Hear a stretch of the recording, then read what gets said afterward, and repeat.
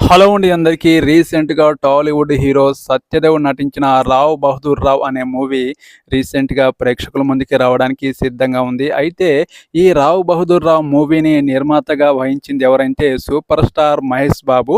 ఈ సినిమాకి ప్రొడ్యూసర్‌గా చేయడం జరిగింది. అయితే ఇప్పటివరకు చాలా సినిమాల్లో నటించిన సత్యదేవ్ సరైన హిట్ లేదు. చాలా మంచి క్యారెక్టర్ రోల్ ఈ సినిమాలో పోషించడం జరిగింది. అయితే ఈ సినిమాలో కొన్ని వైవిధ్యభరితమైన క్యారెక్టర్లు చేశాడంట. అయితే ఈ 'రావ్ బహదూర్ రావ్' మూవీలో 7 గెటపుల్లో కనిపిస్తాడంట.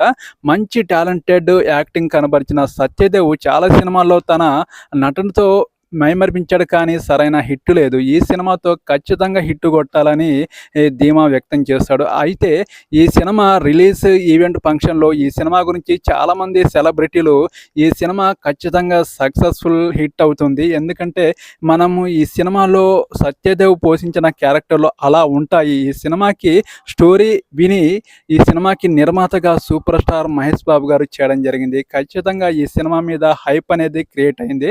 అందువల్ల ఈ సినిమాతో ఖచ్చితంగా హిట్ కొట్టాలని చూస్తున్నారు సత్యదేవ్ గారు.